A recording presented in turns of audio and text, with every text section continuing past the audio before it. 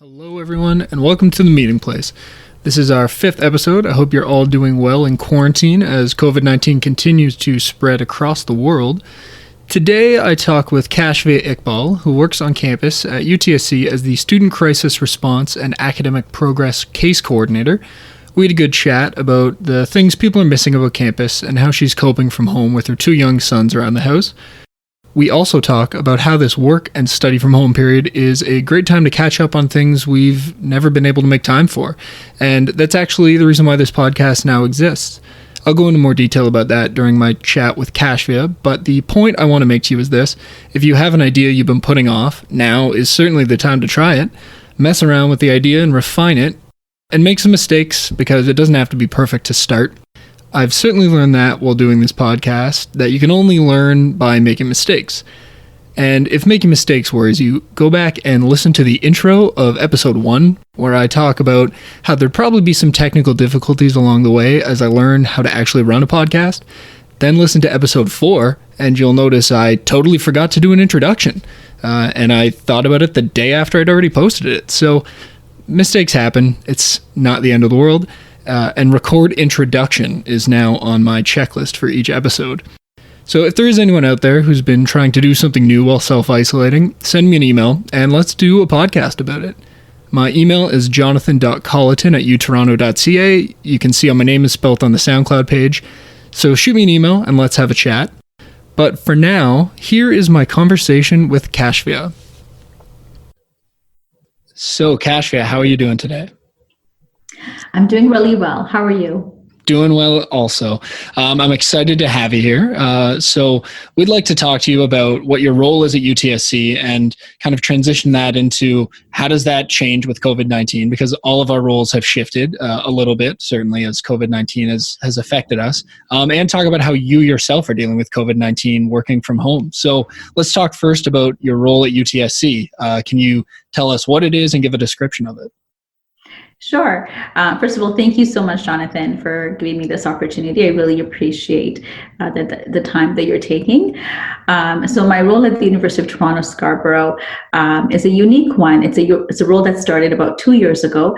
My official title is Student Crisis Response and Academic Progress Case Coordinator. So it is a mouthful. It's a long title, partially because there's 2 very distinct roles that is combined into one.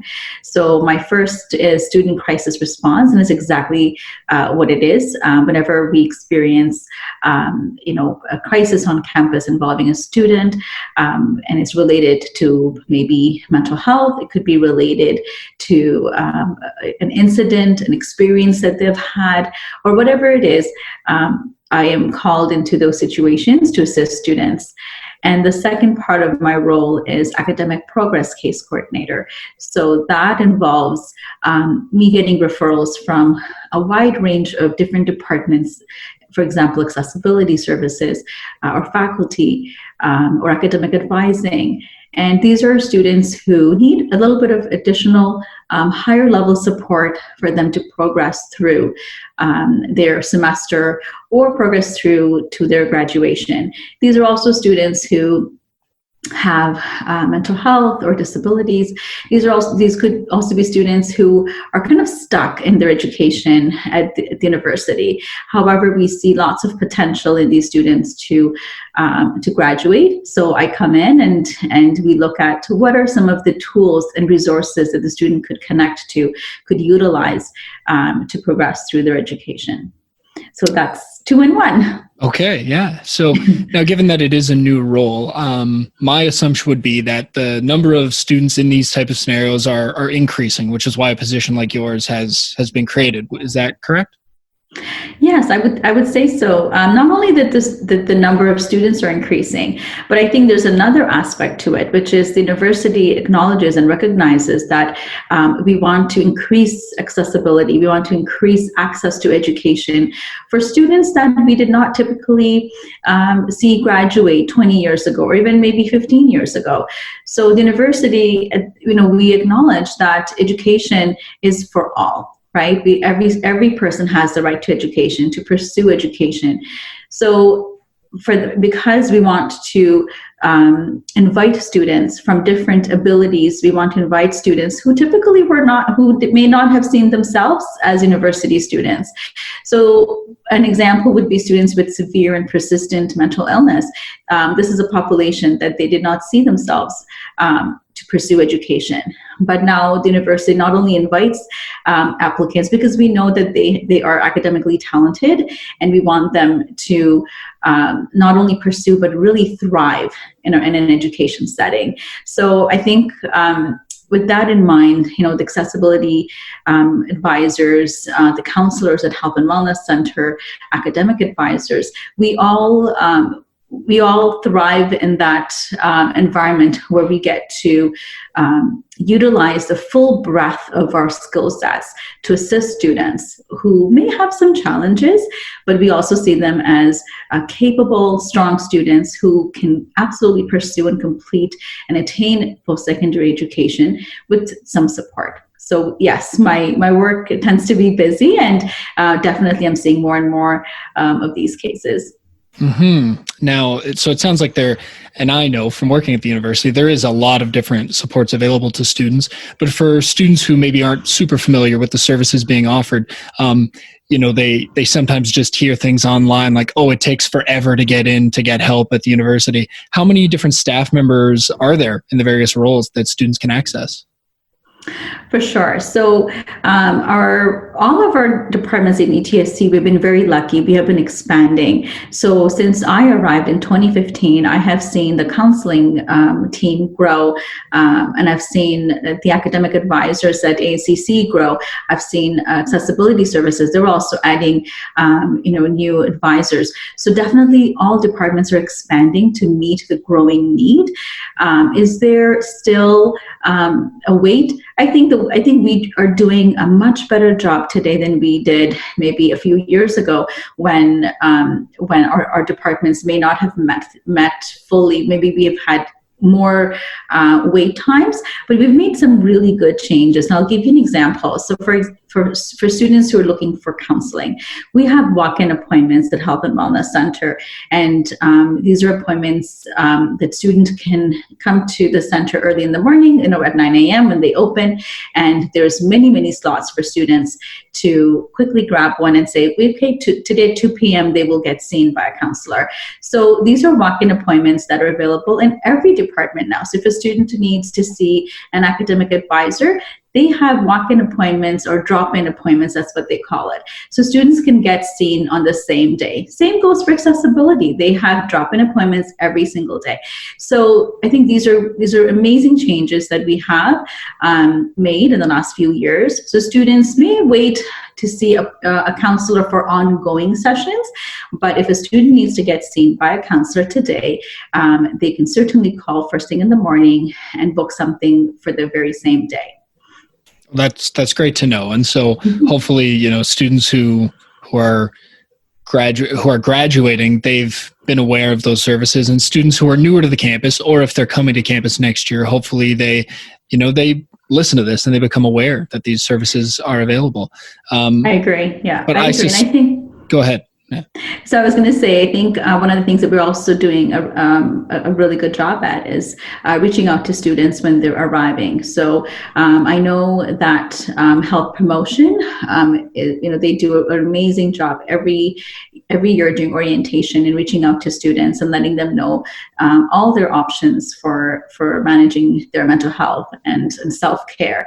So we're trying to get to the students when they arrive during orientation week, and also throughout the year, I think all departments, we do our best to stay visible to our students, so that they're, the idea is to sort of reduce that stigma. Right. And I'm sure, in our conversation, we would come to that. But it really starts from the moment that a student is actually getting their admission. So the moment that they know that they're coming to UTSC, in that initial package, they are getting a lot of information. So hopefully, they look through those information. But I think we're also using social media. We're using Instagram, we're using Facebook, we're using Twitter.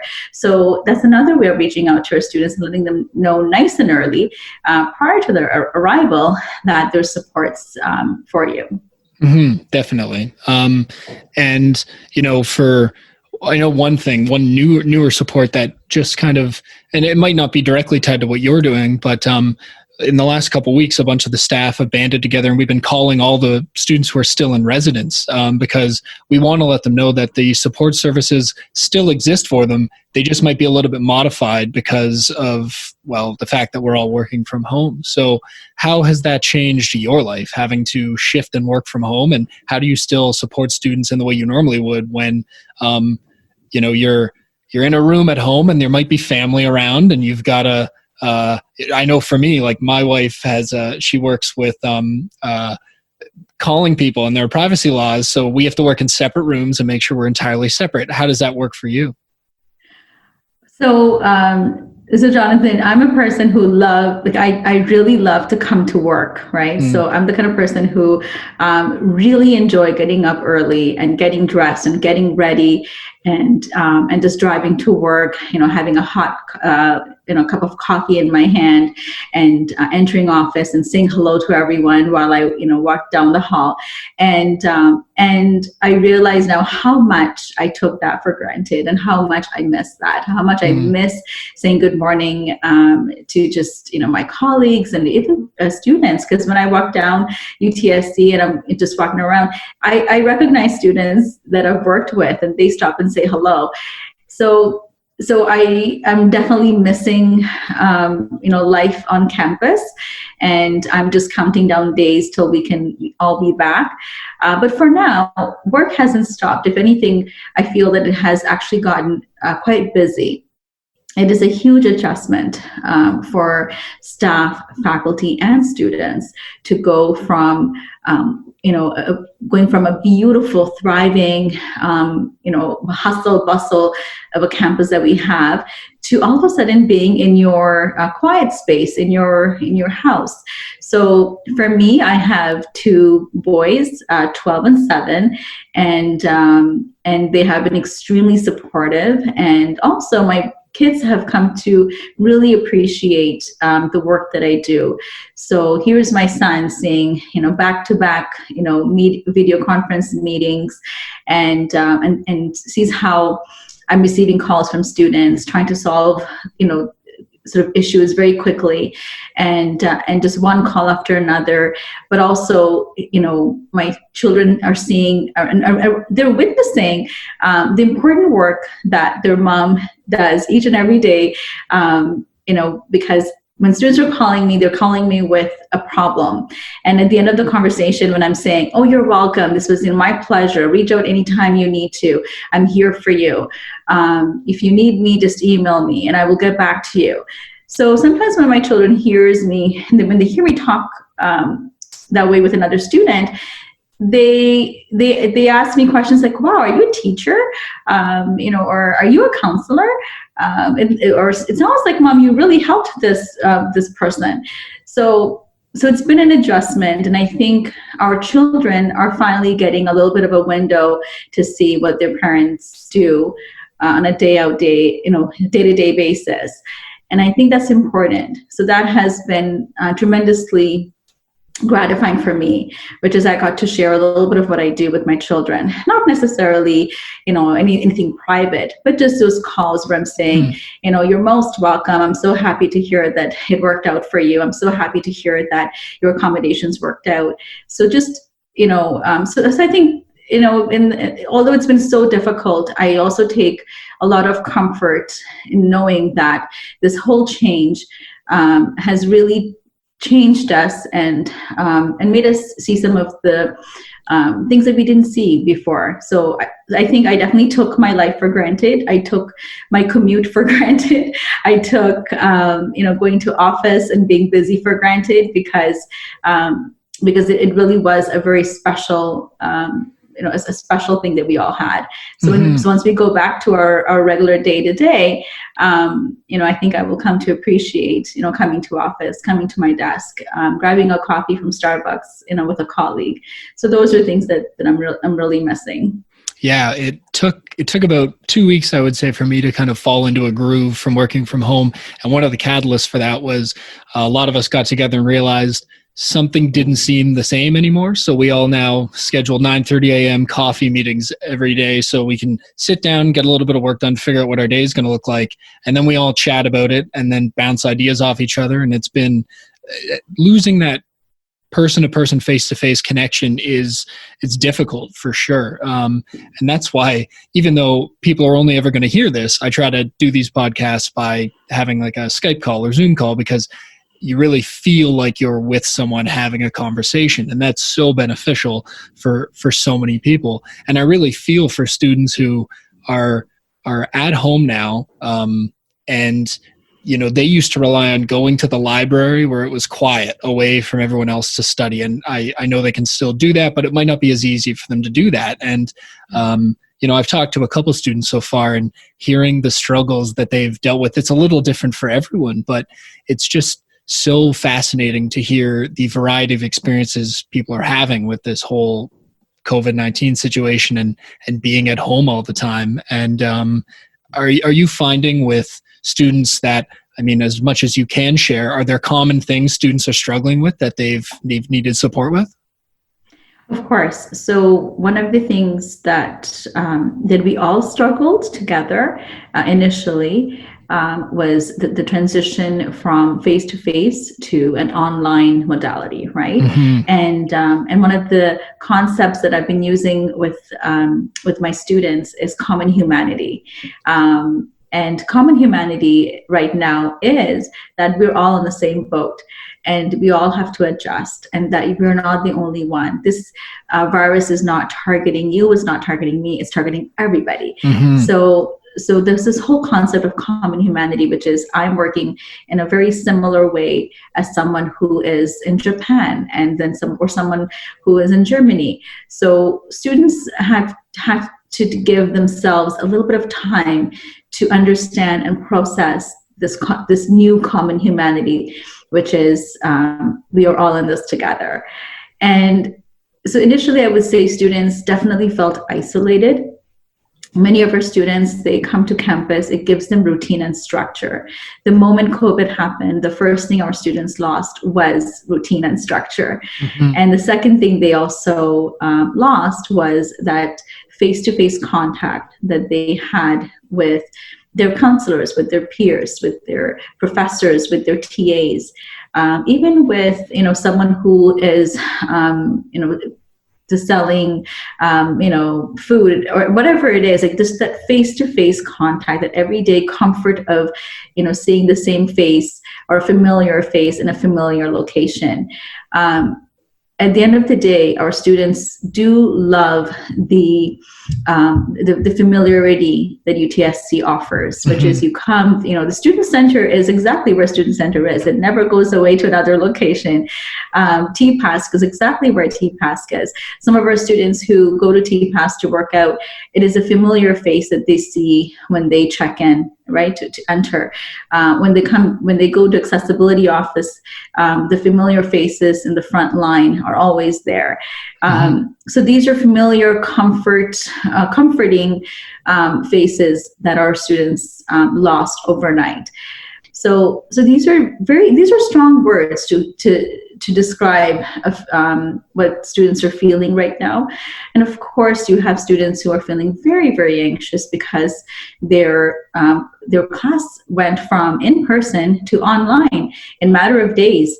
And many of our students, again, they take comfort in entering a lecture hall and sitting in that very chair or the very seat that they sit throughout the semester, and all of a sudden that's been taken away. So you can see there is this feeling of, I feel abandoned. I feel like I've mm-hmm. worked for this all my life, and all of a sudden it's taken away. So of course that comes with increasing anxiety. That comes with increasing, feeling of isolation, low mood.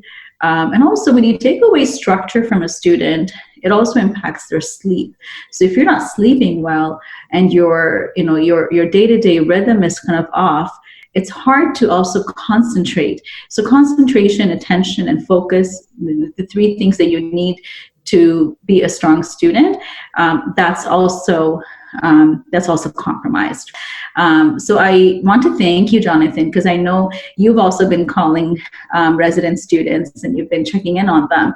And I can tell you, it really makes our student feel that they're not forgotten. Mm-hmm. And it makes a big difference when it doesn't have to be me calling. Anyone from the university calling a student and asking, hey, how is it going? How are you doing? Do you have access to food? Do you have access to your lecture notes? What can we help you with? I think these check-ins are so important for our students right now. Mm-hmm. Yeah, that makes me think, like, with my role and working with clubs, I've been sending out the general type of stuff that clubs need to know, but I should do more reaching out just to find out, like, if they're all okay, because that's 280 people who everybody's got a different way that they've had to deal with this situation, and some of them might be fine and some of them might not be. So knowing maybe, and I think that's important, is maybe you're the only person they're talking to. Maybe they aren't having those conversations with anyone else, and maybe no one else is there just to let them know, like, we're all in this together and everyone's going through some version of this. And so that it's okay, right? Plans are going to change because of this. It's going to happen to everybody. No one's getting left behind because the job they thought they were walking into right out of graduation might not be there anymore. Everyone's going to be dealing with something. And so it's not the end of the world. It's just, we're in a bit of a weird time where there's a break, and then it's all going to come back and everyone's going to be okay. But in the interim, it's scary and it's confusing and it's different. And now you're making me miss the ladies I see at Tim Hortons every day when I go to campus. And so that's sad. And now I'm thinking about how they're doing and how Nasir's doing. I haven't been able to buy a hot dog in a while. Yeah, exactly. And I think, and honestly, our students, they feel the same way, because again, these are things that maybe you and I had taken for granted. But when I speak to students and I ask them, so tell me, what is it about the campus that you miss the most? And those are things that they say. They say, it's those familiar faces. It's not that I had conversations with, the lady who sold me, coffee every morning, but I really, really miss that familiarity. Mm-hmm. So I do want students to know that although the university may be physically close to them, I would like every student who's listening to this podcast today, I want them to know that they can reach out for support, that we are all still here. We're here for them. We enjoy working hard for our students. So I want students to know that counselors are still available and they're doing online sessions. So I absolutely encourage every student out there, if you're feeling isolated, if you're feeling that your routine is off and that the lack of structure is really taking a toll on you, book a session with a counselor. Book a session. If you don't want to book a session with a counselor, book a session with an academic advisor. Get some academic advising as to what kind of summer courses you can be taking. How can I create a new structure for myself from mm-hmm. home that will keep me busy, keep me motivated. You can also, you do some research around, what you want to do after university. Look into programs. This is a perfect time, because this is a perfect time to do some good research as to, which graduate programs interest me. And so, because we don't get this time to really stop and think. Mm-hmm. So use this time to just stop and think about what you want to do, because we are so busy. We live a hustle bustle life. Our students wake up early in the morning, and we have a huge commuter population at UTSC, so they're catching their bus, and at the end of the day, they're catching another bus to get home. So use this opportunity to really do some self-reflection as to what you want to do, how do you want to proceed, do some research as to what summer courses you want to take. If you need support, remember, we are here, Student Affairs. We are one team, and we're here to support you. I am here to support you with your academic progress. If you have any questions, concerns, and you just want to have a quick chat over phone or use Teams or video conference. I personally like video conferencing. Most mm-hmm. of my students have been Initially a little bit shy to come out, to have video conferencing, but they've all warmed up, and we've been booking 15 minutes, but believe me, we're doing 30, 40, 50, even an hour sessions using video. It gives me an opportunity to see my students, to see how they're doing, and it also gives them an opportunity to see me. So again, going back to that connection, right? Mm-hmm. And the same connection you can have when you're booking an appointment with a counselor at Health and Wellness Center. They're all still available, and they want to see students who may be struggling. And even if you're not struggling, you just want to build up a little bit of coping strategies, this is a perfect time. Many of our students, because they're so busy, going from labs, going to tutorials, to lectures, and catching a bus, or meeting a friend, or completing an assignment, you may have been putting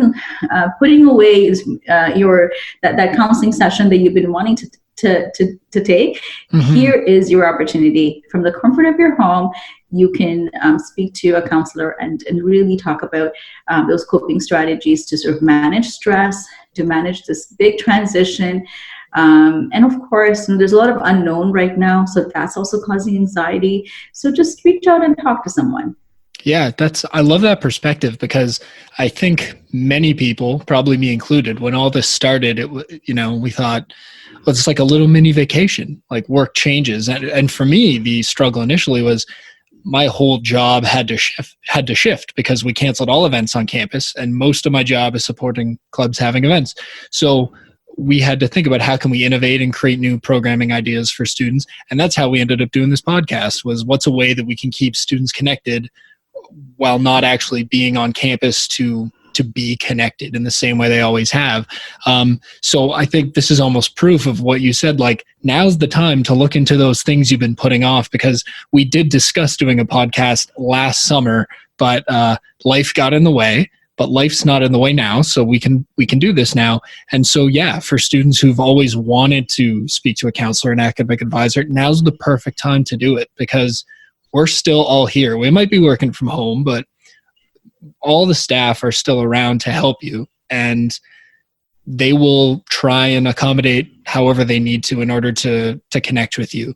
Video conferencing, phone calls, whatever it's got to be, we find a way to make it work. And we're a month in or so now, so we've all got our work from home plans figured out. We've all figured out how we can connect with people, and it's less intimidating probably too, to not have to worry about going up to an office or be seen going to a specific office. Like now's the perfect time. I totally agree with your sentiment on that. Yeah, and when you bring up a really good point, Jonathan, taking away those additional barriers. Mm-hmm. So we talked a little bit about stigma before, which is, many of our students, they may not feel 100% comfortable, walking up to second floor in student center, walking through the doors of health and wellness, and then booking an appointment to see someone.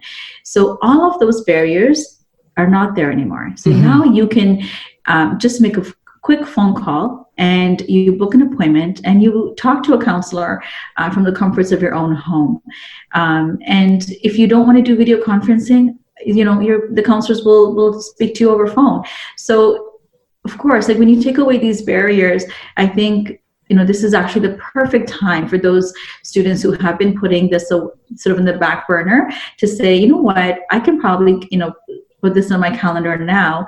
And once I feel comfortable and once, the school reopens, I will slowly, gradually take baby steps towards meeting counselors face to face. And mm-hmm. That itself is a wonderful experience that I wish our students would experience. And again, I keep going back to counselors, but I also want to include many other supports on campus. So we have, academic advisors, we have accessibility services. So this is also an opportunity for students who have been putting away registering with the accessibility services. This is a great time to do that. You actually finally have the time in your hand, perhaps, mm-hmm. to book that intake meeting and getting yourself registered. It also is a great opportunity now for all of our students to reconnect with friends mm-hmm. And reconnect with grandparents and family. So I hope our students are reducing that isolation, and they see social distancing as just physical distancing. And I hope our students take some steps to reconnect with that old friend or reconnect with their siblings, and really make a point to stay connected, because connection is so important. Yeah. And as a tip for anyone listening out there, you can use Zoom, the platform we're recording this on today, now with more than 3 people, and they've waived the time limit on Zoom. So what me and some friends have done, we get 6 of us together, and one person streams a game that's like a party game, like Jackbox is a popular party game. There's 6 of them, and one person can stream it on their computer. Everyone else can watch it. You can all play from home and chat with each other, and it's just a great way to still be active and do the things you might be doing at someone's house, but now you're just doing it all in separate rooms. So that's one of a million ways that you can stay connected to other people. And so actually that's what I wanted to ask you about, how you're doing things like that and how you're coping with COVID-19. And, you said you've got your 2 young boys at home. How are you finding ways to still not just be feel trapped at home and still either do whatever it is that makes you happy? For me, it's I have to go out every day and go for a walk because I'm stuck. I live in a basement apartment, so I do have some light, some windows, but it's not the same as living on a main floor with bright, beautiful, natural light every day. So I need to go get outside, get some fresh air, get some natural light. What are the things that you're doing to help feel good in this situation? For sure. So there's a few things that I'm doing every day. So one is I'm still continuing to wake up at the same time that I did when I went to work physically. So that's important because that means I have to go to bed on time. I can't stay up till past midnight. So I go to bed on time and I wake up at the exact same time as I normally woke up, which is about 6:45 in the morning. And I get dressed. So that's really important. And it's something that not just myself, but also my boys. The rule in my house is we cannot be wearing pajamas all day. We did That's that the first. Good rule. Good rule. We did that the first, I'm going to say a week and a half, and I realized it's just not working for them. So our rule is, and it's actually a rule that my husband came up with, which is we all have to get dressed. We don't have to be, dressed to go to work, but we have to be a different set of clothes that we would go out, we'll go to the grocery shopping. Not that we're doing grocery shopping right now, but essentially we cannot be in our pajamas. So we're still waking up more or less at the same time as we did before. We get changed. We cannot be in our pajamas. That's a big rule in the house. Second is we have breakfast together, and that's been really, really nice because my boys were traditionally they would eat very quickly, and it would be a fairly rushed morning in my house. But what's been nice is we've been sitting together and we've been having breakfast. We've also been going out for a walk every single day because we absolutely need the vitamin D. So for example, yesterday was a very nice sunny Easter Sunday. So my husband and I, we went for a run, and the kids later joined us for a walk. So that's been also really helpful for us to get some fresh air and to stay somewhat active. Mm-hmm. Another thing that we've been doing as a family is we've been baking a lot. So my kids, they've learned I'm going to say at least a dozen recipes since the lockdown started. So we've done lots and lots of baking, lots of cooking. My boys have learned a few traditional Bangladeshi recipes, and that's really important. Again, these are things I didn't really make time for, or maybe I didn't have time, I'm not sure. But now that I have done it, it feels like it's something that we want. We want our kids to enjoy recipes that are very traditional to my culture. So we've had biryani, we've had veal curry, and of course I make these dishes all the time, but this time my kids are making it with me, so that's been really nice. That's yeah. That's great. I'm missing all the food that's around campus too, because there's the Osmos near campus is one of my favorite meals, and the Osmos where I live at the other end of the city, not nearly as good. And now I'm gonna miss all the food I can get on campus. Exactly. And I think another thing that we have also decided to do as a family is we're making workout videos. So yeah, so this is something that we started since the lockdown, which is we go to our backyard and we look up some YouTube videos, as some fitness videos, and we do those exercises and we videotape it. My older son, he's 12 years old. He's learning how to edit, and again, it's something that I think is somewhat educational. So he's taking great pictures, he's taking videos, and he's editing it, and then we've been posting it on Instagram. So it's something that kind of brought the family together. And again, it's helping us to keep our heads up. It's helping us to keep our spirits up. It's helping us to appreciate one another. We absolutely miss our friends and our family.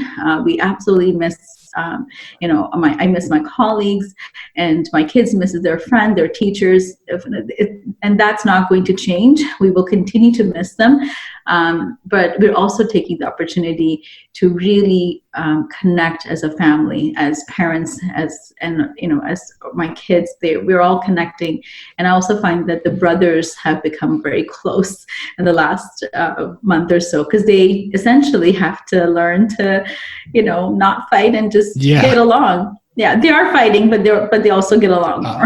Typical amount of fighting. That's hopefully not much more than that. So that's great. So it sounds like you're finding great ways to, make time for things that are important, even though the world seems kind of upside down right now. So that's fantastic.